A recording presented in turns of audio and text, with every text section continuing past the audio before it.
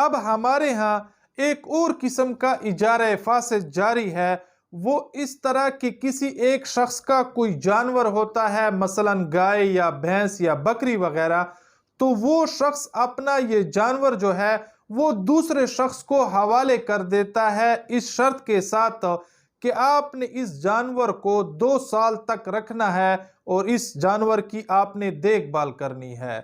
اور اس دیتے وقت اس جانور کا جو ہے وہ ایک ریٹ لگایا جاتا ہے۔ مثلا وہ جانور جو ہے دیتے وقت اس کی مالیت 20,000 روپے ہوتی ہے، تو جب وہ دیا جاتا ہے تو اس کی 20,000 روپے جو ہے وہ مالیت متعین کی جاتی ہے، اور پھر اس کے بعد 2 سال کے عرصے کے بعد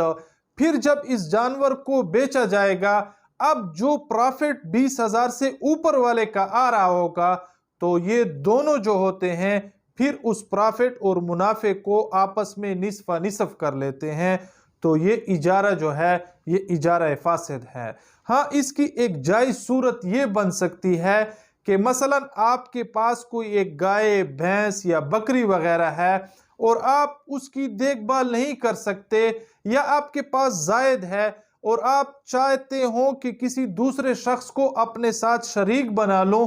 تاکہ اس جانور کو بڑا کر کے 1-2 سال اس کی خدمت کر کے پھر منافع کے ساتھ اس جانور کو بیچوں، تو اس کے لیے یہ صورت بنائی جا سکتی ہے کہ جس شخص کو آپ دے رہے ہیں پالنے کے لیے، اس شخص کو اپنے ساتھ آپ شریک بنا لیں، وہ اس طرح کہ آپ اس جانور کی مارکیٹ میں کوئی ریٹ لگوا لیں۔ مثلا اگر مارکیٹ میں اس جانور کی ریٹ جو ہے یا منڈی میں اس جانور کا ریٹ جو ہے وہ 20,000 روپے لگ جائے، تو آپ اپنے اس دوست کو یہ کہیں کہ آپ اس جانور میں میرے شریک بن جائیں، وہ اس طرح کہ 10,000 روپے میرے ہوں گے اور 10,000 روپے آپ نے دینے ہوں گے۔ لیکن چونکہ اس دوست کے پاس، اس شریک کے پاس فی الحال وہ 10,000 روپے نہیں ہوتے، تو پھر آپ یہ کر لیں کہ اس شریک کو آپ ایک طویل مدت، مثلا 2 یا 2.25 سال، جتنے عرصے تک آپ دونوں نے سوچا ہے کہ ہم نے اس جانور کو رکھنا ہے، تو اس طویل مدت تک آپ اس اپنے شریک کو قرض دے دیں کہ یہ 10,000 روپے جو اس جانور کا نصف حصہ آپ میرے ساتھ شریک بن رہے ہیں، اس کے جو 10,000 روپے ہیں یہ آپ کی ذمہ واجب الادا ہیں، آپ 2 یا 2.25 سال بعد مجھے واپس دینے کے پابند ہوں گے۔ اب یہ صورت جائز ہے۔ وہ گائے جو ہے یا بھینس ہے یا بکری جو جانور ہے، وہ آپ کا شریک جو ہے، اب وہ 2 سال اگر اس کو رکھتا ہے اور اس جانور کی وہ خدمت کرتا ہے اور اس کو بڑا کرتا ہے، اور اس کے بعد پھر اس جانور کو جب منڈی میں فروخت کیا جائے گا، تو 20,000 روپے جو تھے وہ تو اصل مالیت تھی اس جانور کی، وہ منہا کر لی جائے گی، اور اس کے بعد کا جو منافع اور پرافٹ ہوگا وہ ان دونوں کے درمیان نصف نصف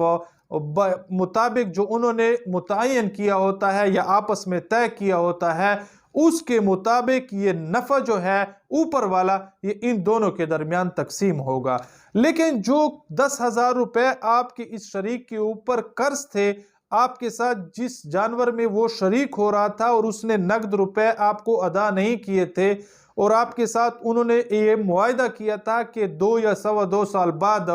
اس جانور کی جو اصل مالیت ہے چونکہ 20,000 تھی، میں آپ کو اپنا حصہ نصف والا 10,000 روپے وہ 2 سال یا 2.25 سال بعد دوں گا، تو پھر وہ منافع جو ہے وہ منافع ان دونوں کے درمیان بمطابق حصص تقسیم ہوگا، اور یہ شریک جو ہے آپ کا، یہ آپ کا 10,000 روپے جس کی وجہ سے آپ کے ساتھ یہ شریک ہوا تھا، وہ آپ کا 10,000 روپے بھی آپ کو واپس کر دے گا۔ تو یہ اس کی جائز صورت ہے۔ ہمارے ہاں عام طور پر یہ رواج ہے کہ کوئی بکری دے رہے ہوتے ہیں، کوئی جانور، کوئی بھینس یا گائے وغیرہ، اور یہ اجارہ فاسد میں مبتلا ہوتے ہیں، تو اس کے لیے یہ صورت بنائیں کہ جس شخص کو آپ جانور دے رہے ہیں پالنے کے لیے اور بڑا کرنے کے لیے، اور پھر آپ اس کے ساتھ یہ رکھ رہے ہیں کہ آپ کا اور میرا منافع جو ہے وہ اتنے حساب کے مطابق ہوگا، جس وقت ہم اس جانور کو منڈی میں بیچیں گے یا کسی سے ریٹ لگوائیں گے یا آپ خریدیں گے یا میں خریدوں گا،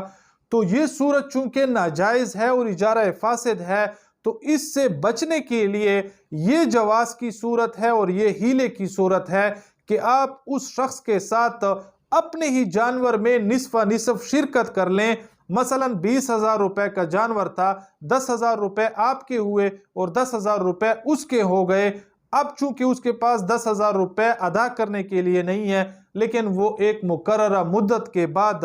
پھر اس جانور کو جب بڑا کر لیں گے اور اس میں کوئی نفع آئے گا تو پھر وہ جو ہے آپ کو آپ کے 10,000 روپے جو آپ کا قرض تھا اس شریک کے ساتھ اس جانور میں وہ آپ کو واپس کر دے گا۔ تو یہ اس کے جواز کی صورت ہے، اور وہ جو پہلی والی صورت ہے وہ اجارہ فاسدہ ہے۔